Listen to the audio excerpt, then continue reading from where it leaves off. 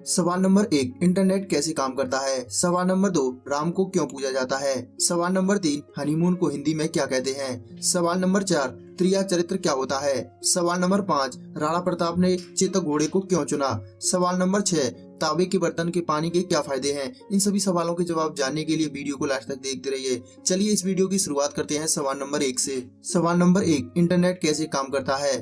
दोस्तों, आजकल के जमाने में अगर एक दिन 1 घंटे या सिर्फ 1 मिनट के लिए भी इंटरनेट बंद हो जाए तो क्या होगा। इंटरनेट के सिर्फ 1 मिनट भी बंद हो जाने से पूरी दुनिया में लाखों करोड़ों रुपए का नुकसान हो जाएगा।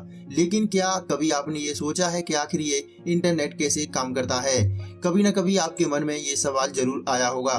तो आइए इस सवाल के जवाब में जानते हैं कि इंटरनेट कैसे काम करता है। दोस्तों, आप में से कुछ लोग सोच रहे होंगे कि हमारे ऊपर कोई बादल है जिसके अंदर इंटरनेट के सारे डाटा स्टोर रहते हैं और वहीं से इंटरनेट चलता है। लेकिन हम आपको बता दें कि ऐसा कुछ नहीं है। पूरा इंटरनेट हमारे द्वारा छोड़े गए उपग्रहों से भी नहीं चलता है। उपग्रह से पहले चलता था, लेकिन ये तकनीक बहुत पुरानी हो चुकी है और उसमें डाटा भी स्लो लोड होता था। लेकिन हमारे इंजीनियर्स ने ऐसी तकनीक खोज निकाली जिससे हम आज फास्ट इंटरनेट यूज कर रहे हैं। ये तकनीक ऑप्टिकल फाइबर केबल है। ये बात सच है कि हमने 8 लाख किलोमीटर से भी ज्यादा लंबाई वाले ऑप्टिकल फाइबर केबल को समुद्र में बिछाया है, जिसमें हमारे इंटरनेट का 90% यूज होता है। ऐसी कई टीम बनाई गई है जो 24 घंटे समुद्र में ऑप्टिकल फाइबर केबल की निगरानी करती हैं। अगर कहीं से भी ऑप्टिकल फाइबर केबल में नुकसान होता है तो ये टीमें उसको जल्दी से जल्दी ठीक कर देती हैं। दोस्तों, अब आपको पता चल गया होगा कि 90% इंटरनेट केबल के जरिए चलता है, लेकिन 10% इंटरनेट को भी एजेंसी के द्वारा एक्सेस किया जाता है जो कि उपग्रहों से चलता है। इस इंटरनेट को हम लोग एक्सेस नहीं कर सकते हैं। सवाल नंबर 2, राम को क्यों पूजा जाता है। दरअसल भगवान राम की पूजा उनके गुणों के कारण की जाती है। वे एक सत्यवादी, धर्मात्मा और महान त्यागी थे। जो बलिदान उन्होंने अपने जीवन में दिए वह साधारण मनुष्य के लिए संभव नहीं है। उन्होंने कष्ट सहन किए लेकिन अपनी मर्यादाओं का उल्लंघन नहीं किया। जब उन्हें वनवास किया गया तो वह चाहते तो वनवास को टाल सकते थे, लेकिन उन्होंने ऐसा नहीं किया। उन्होंने अपने माता पिता की आज्ञा का पालन किया। उन्होंने जंगल में बहुत से कष्ट सहन किए और सीता का वियोग भी सहन किया, परंतु किसी को दोषी नहीं ठहराया। यह एक महान राजा के गुण है जो उन्हें पूजा के योग्य बनाते हैं।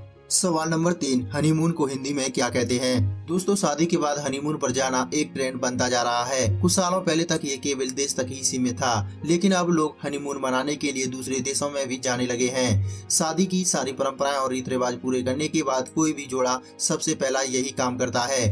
हनीमून पर जाना इसलिए भी जरूरी है क्योंकि ये वो वक्त होता है जब दो लोग एक दूसरे पर भरोसा कायम करते हैं। पर क्या आपने कभी सोचा है कि हनीमून को हिंदी में क्या कहते हैं। नहीं जानते तो आइए इस सवाल के जवाब में जानते हैं। हनीमून को हिंदी में मधुरात्रि या मिलन यामिनी कहते हैं। वैसे हनीमून का सबसे ज्यादा प्रचलित देसी वर्जन स्वागरात है।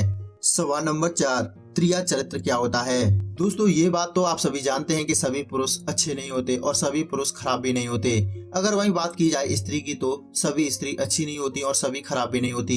तो आइए इस सवाल के जवाब में जानते हैं त्रिया चरित्र क्या होता है। दोस्तों, एक शहर में एक व्यापारी रहता था। वह अपनी पत्नी को घर छोड़कर व्यापार करने बाहर गया। बहुत सा धन कमाकर अपने शहर आया। उसने सोचा कि आज रात होटल में रुककर मौज मस्ती अयासी कर लूं, घर कल जाऊंगा।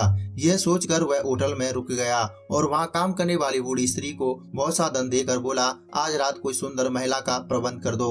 वह स्त्री सुंदर महिला की व्यवस्था करने उसी व्यापारी की पत्नी के पास गई और बोली, कोई व्यापारी आज हमारे होटल में रुका है, धनवान है, जवान है, बहुत धन देगा, आज रात उसके पास चलो।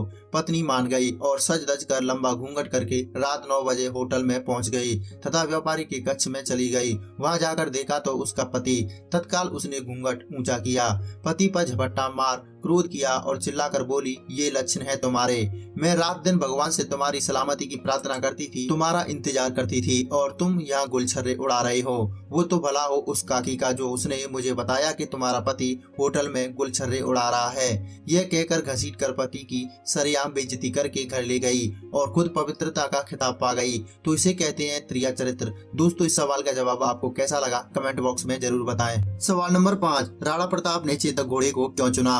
दोस्तों, जब महाराणा प्रताप किशोर अवस्था में थे तब एक बार राणा उदय सिंह ने उनको राजमहल में बुलाया और 2 घोड़ों में से एक का चयन करने के लिए कहा। एक घोड़ा सफेद था और दूसरा नीला।